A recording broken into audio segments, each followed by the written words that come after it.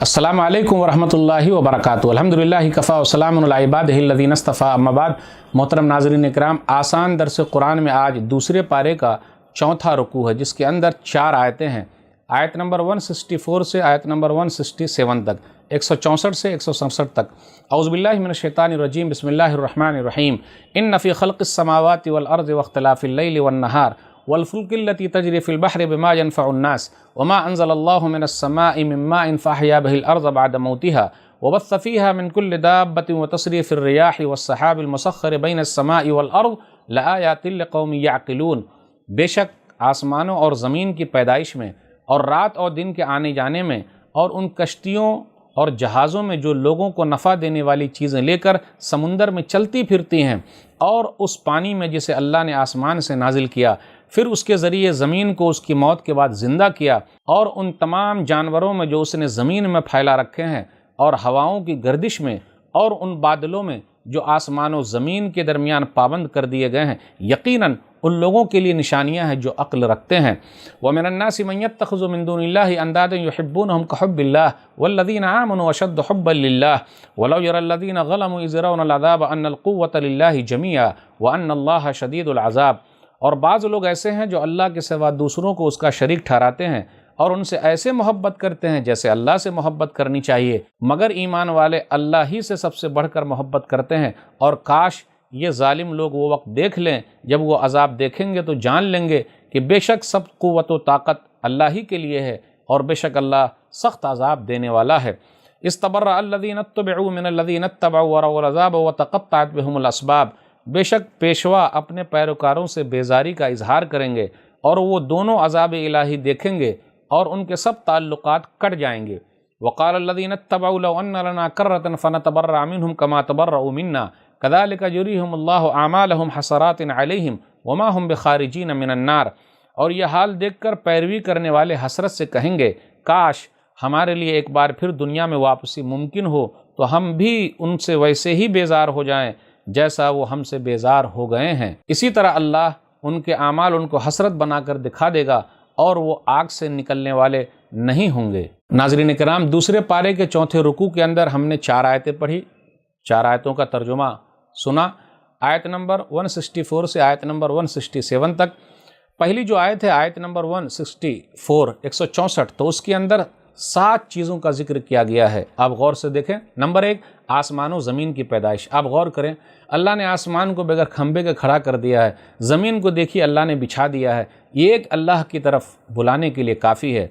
दूसरी चीज़, रात और दिन का आना जाना। कभी ये ऐसा नहीं हुआ कि रात के बाद दोबारा रात आ जाए, दिन के बाद दोबारा दिन आए, नहीं।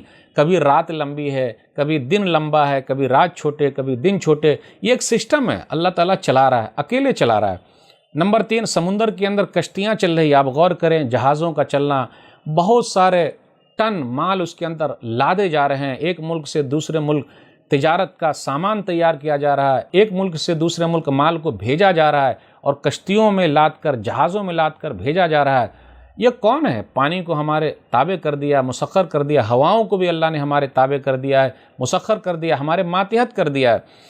तो ये तीसरी चीज़ हो गई। चौथी चीज़, बारिश। अल्लाह ताला बारिश नाजिल करता है, मुर्दा ज़मीन को ज़िंदा करता है। कल क़यामत के दिन अल्लाह ताला सबको ज़िंदा कर लेगा। गौर करने की बात है। फिर इसी तरह हर किस्म के जानवर अल्लाह ने पैदा किया। आप देखिए, कुछ जानवर खाने के काम आते हैं, कुछ जानवर सामान लादने के काम आते हैं, कुछ जानवर बहुत खूबसूरत लगते हैं, उनके ऊन और उनके बाल लोगों के काम आते हैं। ये सब अल्लाह की निशानियाँ हैं। इंसान को चाहिए गौर करे। इंसान कहीं भी रहे, आसमान को तो देख ही लेगा, बगैर खंबे के खड़ा हुआ है। आप गौर करें, छोटा सा मकान जब हम और आप बनाते हैं तो कितने खंबे लगते हैं, लेकिन आसमान में कोई खंबा नहीं, पिलर नहीं है। अब गौर करते हुए चलें, हर किस्म की हवाएं अल्लाह ताला चलाते हैं। ठंडी हवा है, गर्मी हवा है, पुरवैया चलती है, पश्चिमी चलती है। कुछ हवाएं ऐसी है जो ज़मीन को साफ़ करती है। कुछ हवा जब चलती है तो मन को बड़ा अच्छा लगता है, मन चंगा हो जाता है। और कुछ हवा ऐसी है जो फलों के लिए नुकसानदेह भी है। तो ये मुख्तलिफ़ किस्म की हवाएं अल्लाह ताला चलाते हैं। फिर इसी तरीके से बादल है। आप गौर करते हुए चलें, बादल को कौन है जो हुक्म देता है, बारिश नाजिल होती है, बारिश उसके ज़रिए होती है। ये सब कौन कर रहा है? ये सब पूरा सिस्टम कौन चला रहा है? अकेला अल्लाह है। तो ये आयत ऐसी है पूरे कुरान मजीद के अंदर कि पूरी चीज़ों का जिक्र हो गया इस तरीके से कि एक अल्लाह को अगर समझना हो تو آدمی کو چاہیے یہ سب چیزوں پر غور کرے، اور یہ تمام چیزیں دنیا کے اندر موجود ہے، ایسا نہیں کہیں اور سے آپ لے کر آئیں گے، آپ اپنے نظروں کے سامنے دیکھ رہے ہیں، سب لوگ دیکھ رہے ہیں، تو ایک اللہ کو سمجھنے کے لیے یہ آیت 164 سورہ بقرہ کے اندر کافی ہے۔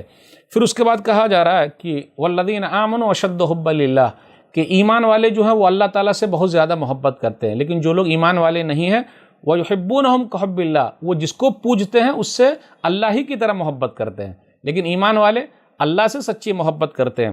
لیکن دوسرے لوگ کیا ہے، اللہ سے سچی محبت نہیں کرتے، وہ جس کو پوج رہے ہیں اللہ کی طرح اس سے محبت کر رہے ہیں۔ اگر اللہ کی بات ہو تو وہ غصے میں آ جاتے ہیں، قرآن کی بات ہو تو غصے میں آ جاتے ہیں، حدیث کی بات ہو تو غصے میں آ جاتے ہیں، لیکن اگر بزرگ کی بات ہو، پیر کی بات ہو تو خوشی محسوس ہوتی ہے، یا جس کو وہ لوگ مانتے ہیں بس اسی کی بات کرتے ہیں، قرآن و حدیث کی بات پر دھیان نہیں دیتے ہیں۔